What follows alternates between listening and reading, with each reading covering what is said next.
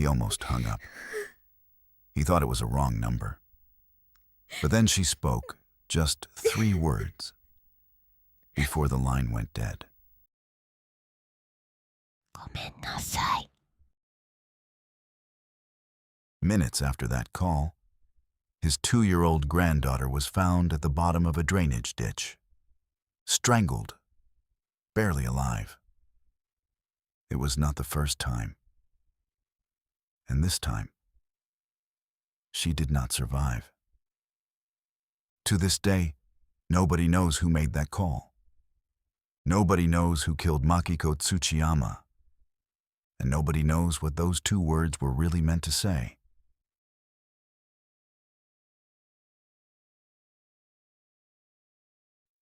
To understand this case, you need to picture Osaka in 1984.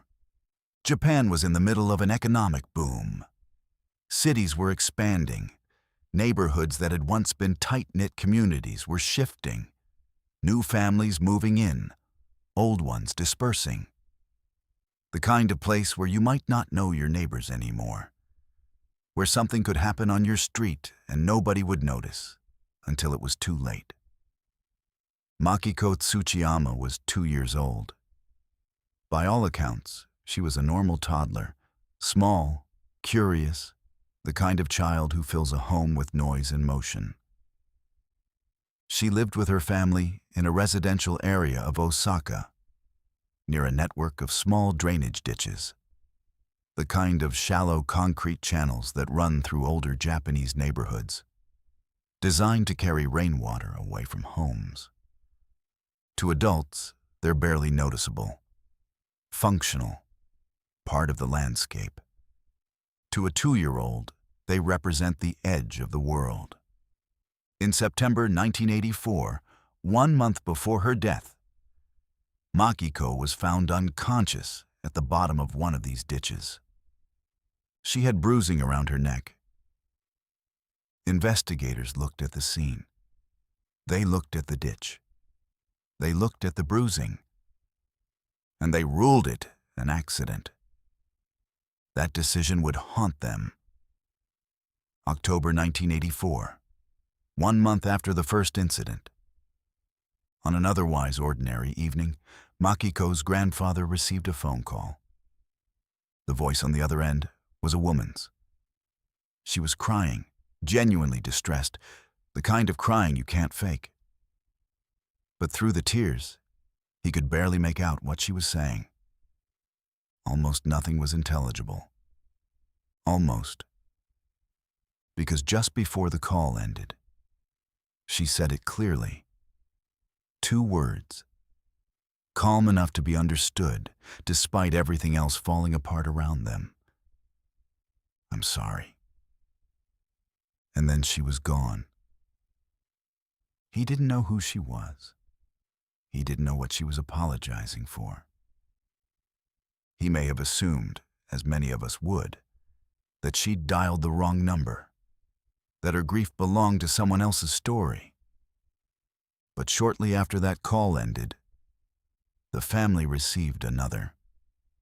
Makiko had been found in the drainage ditch again, unconscious, bruising around her neck, the same ditch, the same injuries. 1 month later. This time, she never woke up. With Makiko's death, police could no longer call this an accident. The evidence was clear. Someone had done this. And the incident 1 month earlier, the one dismissed as a mishap, was now being re-examined as a first attempt.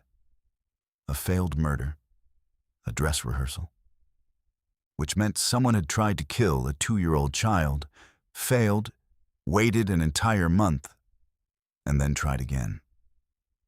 That level of premeditation doesn't suggest a moment of rage. It doesn't suggest a stranger.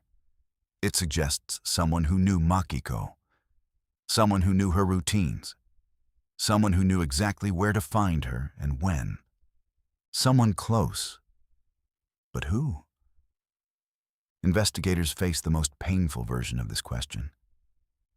Because in cases involving very young children, The circle of suspects is almost always drawn from those who love them. Or were supposed to. Police interviewed the family. They interviewed neighbors. They searched for anyone with a motive, anyone who had been seen near the ditch, anyone who could explain what had happened not once, but twice, to this little girl. They hit a wall. And then there was the phone call. The mysterious woman. The sobbing. The apology delivered minutes before Makiko was found. Who was she? Was she a witness who had seen something and done nothing until it was too late? Was she involved? Was she trying to confess in the only way she could bring herself to? Or, and this is the possibility that is most disturbing, was she the one who did it? Calling to say sorry before she finished what she started. Here is what we know for certain. Makiko Tsuchiyama, age 2, was murdered in Osaka in October 1984. She had been the victim of a prior attack, 1 month earlier, which was not recognized as such at the time.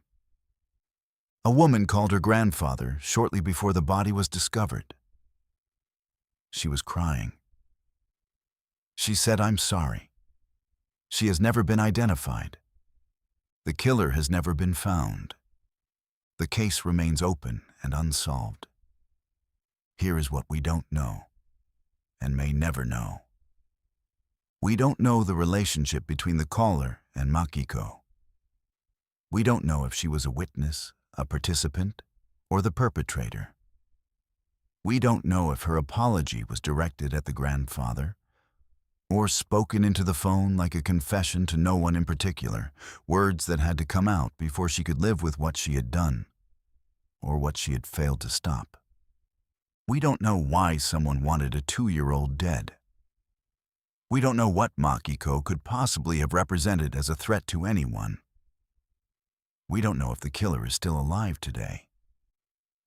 In Japan, there is a concept called mono no aware, the bittersweet awareness that all things pass, that beauty and loss are inseparable. It's a philosophy built on the acknowledgement that some things cannot be fixed, only felt.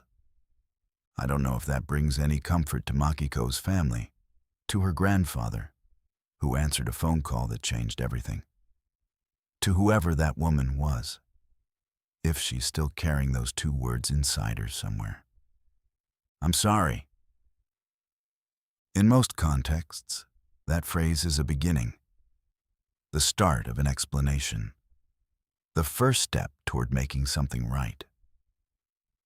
In this case, it was an ending. 2 words.